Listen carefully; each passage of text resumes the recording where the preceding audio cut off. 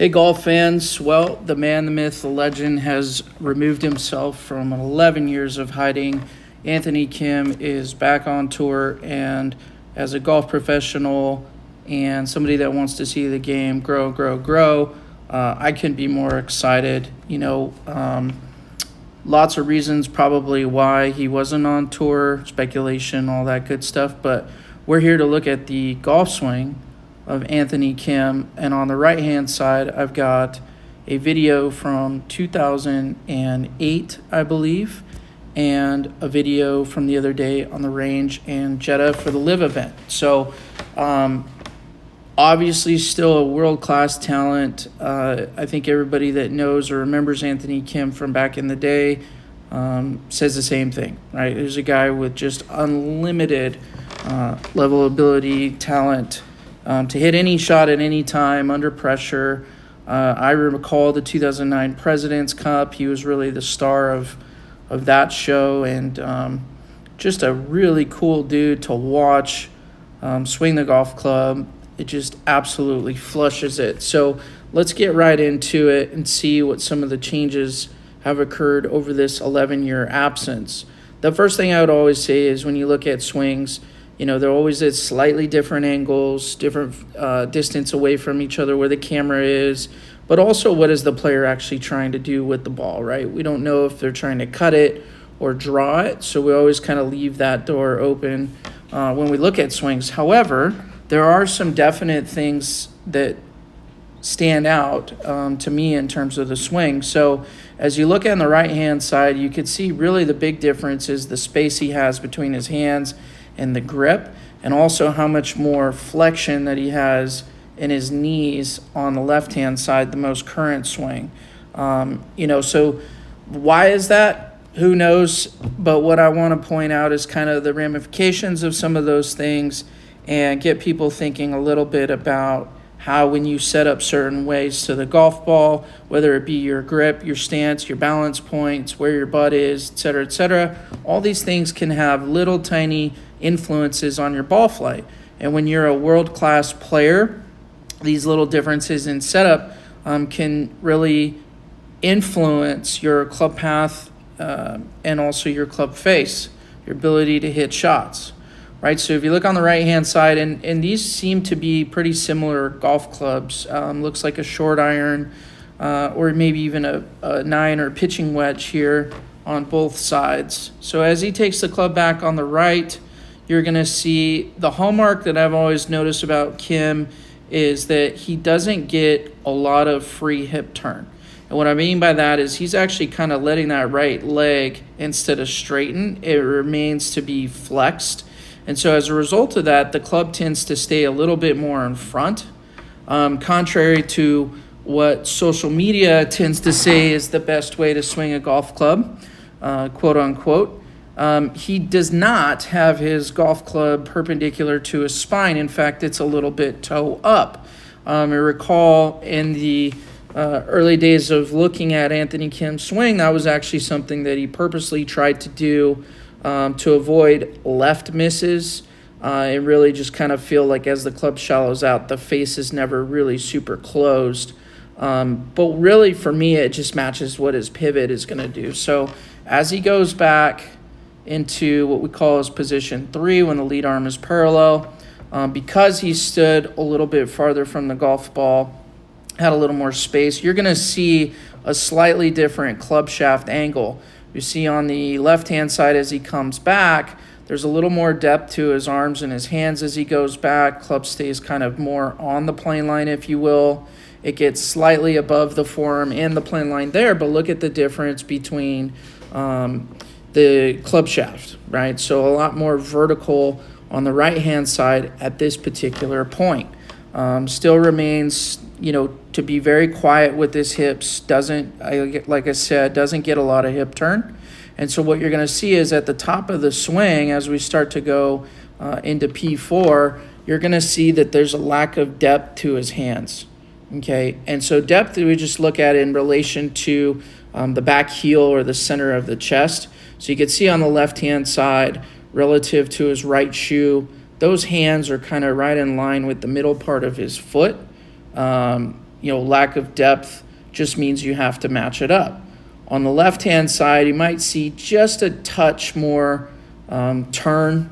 A lot of people talk about as you get older, you lose flexibility. I see a little bit of that as a result more so of his stance and his setup, kind of sitting into his setup rather than on the right-hand side. He's a little bit further from the ball. We tend to see that creates maybe a little bit more room for the player to get the club, just a little bit more, just a little different spot. So then as he starts to down, this is where things start to get a little bit interesting. He's always had a little bit of a sit-down move, so you see him start to sit into that left side, shifting the pressure. That sitting down is a hallmark of really good players that hit it far. You're going to tend to see them kind of sit even a little on their backswing, but definitely into their downswing as they start to push into their lead foot and use that ground to sort of lower, if you will. And the reason I like that move in most players is because of the fact that it tends to keep them in their posture, specifically in front bend. So if you look at his left bend here, he's kind of moving more into front bend as opposed to what we see from poor players. They tend to early extend already at this particular point.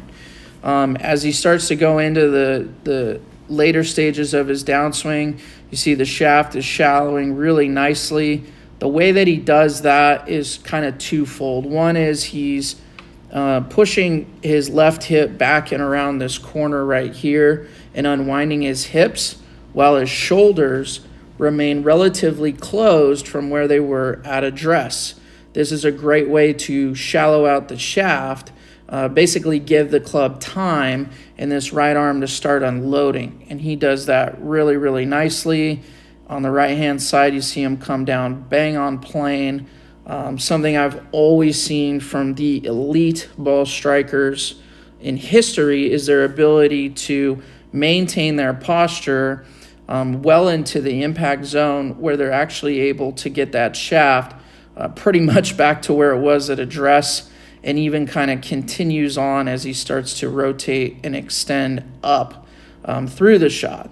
Another hallmark of Kim, and this is what allows him to really kind of match up that lack of depth from the late stages of his backswing, is this kind of keeping this right foot on the ground, right? So when you keep your right foot on the ground, what it does is it allows this right hip to stay back a little bit longer, again, giving that player time to get that club starting down on plane, shallowing if you want to call it that. And you'll see that as he starts down here. Really the difference is some of it is angle, but some of it is that because he has a little more depth on this left side, you're going to see the club just drop just barely under that right forearm as he starts to get into his impact interval, whereas on the right-hand side, he's just slightly more on top. As we go into impact here on the new improved swing, if you will, of Anthony Kim, the seasoned swing, you're going to see that same right foot. So maybe not quite as open with his chest, maybe not quite around as much with his left hip as he is on the right-hand side.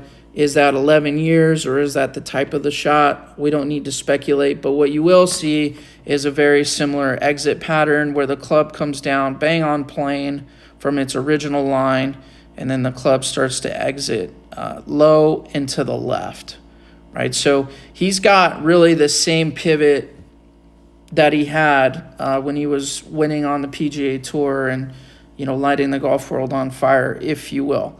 As he comes through on the left-hand side, you're going to see a little more face rotation on the left than you are on the right. So you could see how much longer this club face stays square to slightly open, if you will, in relation to where he is on the left-hand side.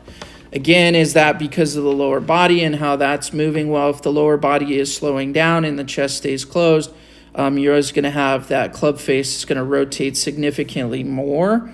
So I would say that's probably the biggest difference in terms of his golf swing from the right side versus the left. Real signature finish, still chokes down on the club as he did in his winning years on tour. Overall, I think you've got a very similar move. This guy is still a really, really great ball striker from all the accounts that I've heard. And the one thing I think all of us can confidently say is that Anthony Kim is good for the game of golf, and he's somebody that a lot of people are going to be tuning in regardless of what tour that he's playing on. I think a lot of people are going to be tuning in to see how much of his old game, his old flair, that does he still have. And the guy's always had swagger and really, really been a confident golfer. And so if he carries that in, I think the move is still plenty good enough to compete with some of the best players in the world. And, 11 years ago, he was also pound for pound one of the longest players. I don't think you're going to get shorter as a player with technology and golf fitness and the things that we know about players and swings. I don't think you're going to lose speed until you're into your mid-40s if you're avoiding injury. And really, from everything that I've seen, seems to have a ton of speed. So hopefully you guys tune in and watch Anthony Kim, and we'll see you in our next swing breakdown.